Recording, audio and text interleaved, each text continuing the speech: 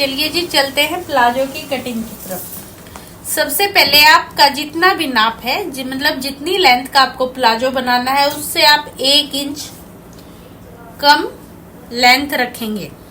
जैसे कि मेरे को 33 लेंथ का बनाना है तो मैं यहाँ से 32 इंच पे निशान लगा लूंगी और यहाँ पे बिल्कुल स्ट्रेट इस तरह मार्किंग करके ये फोल्ड का निशान मैं अलग से लगा लूंगी जो नीचे की तरफ होगा।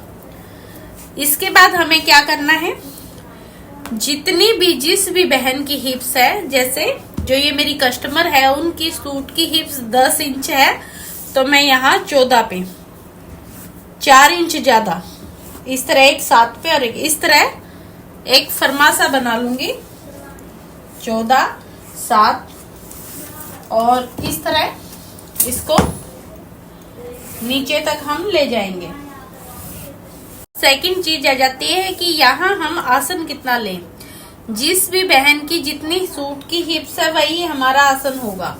यानी कि इनकी 10 है तो हम 10 का आसन लेंगे, किसी की 11 होगी 11 का, 12 होगी 12 का। और उसके बाद हमारा जो ये फरमा था इसमें 2 इंच का हम यानी का मार्जिन रखते हैं, जिसको मैंने वापस इस साइड सरका लिया है और ऊपर से 1.25 इंच आसन की तरफ मैंने जो है डाउन कर दिया है। अब हमारा दूसरा काम है नीचे मोरी। मोरी हर किसी की अपनी पसंद की होती है। जैसे कि इन्होंने 8 इंच की मोरी का वो किया है तो मैंने 7 इंच की मोरी यहाँ ले ली है, क्योंकि 1 इंच का जो बैक पीस है वो चौड़ा होता है तो वो अपने आप चीजें ले लेगा। उसके बाद हम इसको यहाँ रखेंगे और यहाँ इस तरह करके हम इसको शेप दे देंगे। अगर कस्टमर हैवी है तो यहाँ थोड़ी सी और बढ़ा देंगे चौड़ाई। जैसे हमने यहाँ से इसको शेप दी है उसी प्रकार हम यहाँ रख के इसको यहाँ पे इस तरह शेप दे देंगे ऐसे। ठीक है, यहाँ से इस पॉइंट से हम इसको उल्टा अंदर की तरफ शेप दे देंगे। मैं इसको देखिए ऐसे रख के और ऐसे ये यहाँ से 1 इंच अंदर की तरफ जाती है, जो यहाँ हमारी कमर के पास कपड़े को ज्यादा चौड़ाई में इकट्ठा नहीं होने देती। इस तरह करके हम इस चीज को निशान लगा लेंगे और ये म्यानी का हम यहाँ से लेके इस तरह शेप दे देंगे।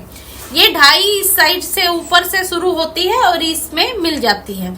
अगर जो प्लाजो के फटने वाली दिक्कत ज्यादा आती है तो आप यहाँ इसकी चौड़ाई को बढ़ा दीजिए तो आपको वो परेशानी नहीं आएगी। अब चलते हैं सेकंड पार्ट की तरफ। अब देखिए हमने इसको पीस को सेकंड पार्ट के लिए बिछा लिया है। अब हम क्या करेंगे, हम इस साइड कपड़ा ज्यादा रखेंगे, गोलाई का इस साइड से हम इक्वल कटिंग करेंगे, क्योंकि कई बार जब हम इस साइड से कपड़ा बढ़ा के कटिंग करते हैं तो हमारी ये चीजें आउट हो जाती है, जिससे कई बार प्रॉब्लम आती है। तो हमें आसान तरीका यूज करना है जो सेम होना चाहिए। यहाँ से हम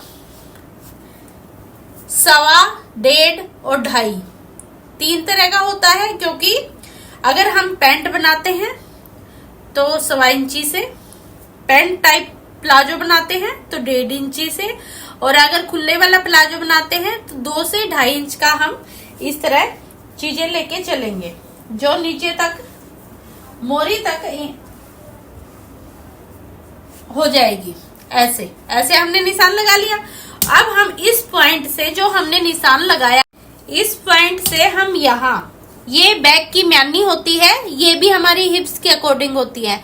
अगर हिप्स नॉर्मल है तो मतलब पतली लड़की है तो 1.5 इंच की, नॉर्मल है तो 2 इंच की, थोड़ी हैवी है तो 2.5 इंच की, और बहुत ज्यादा हैवी हिप्स है तो 3.5 इंच की, और हम इसको मिला देंगे तो ये हमारी नॉर्मल है तो हम इसको 2 इंच पे चल रहे हैं, क्योंकि 10 हिप्स है उनकी।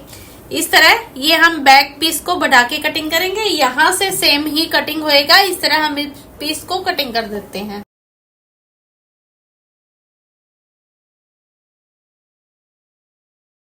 ये हमारी प्लाजो पैंट जो है कटिंग हो चुकी है। ये जो प्लेट होती है ये 6.5 पे होती है तो हम 6.5 पे निशान लगाएं। अब एक चीज और है जो थोड़ी सी जरूरी है, कई बार हमें प्रॉब्लम आ जाती है।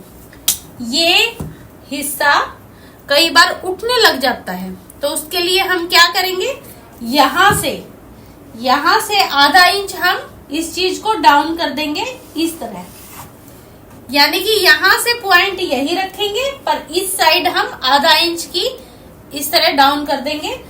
अब हमारी ये पैंट प्लाजो ना तो उठेगा, बिल्कुल प्रॉपरली फिटिंग का रहेगा, क्योंकि हमने हिप्स के अकॉर्डिंग कटिंग की है, तो ये पूरा ही प्रॉपरली आएगा। आप भी किसी नाप को वैसे मत देखिए, जैसे मैंने आपको बताया है कि जितनी आपकी हिप्स है उसके अनुसार आप चीजों को कीजिएगा, आप हर नाप में कटिंग कर पाएंगे।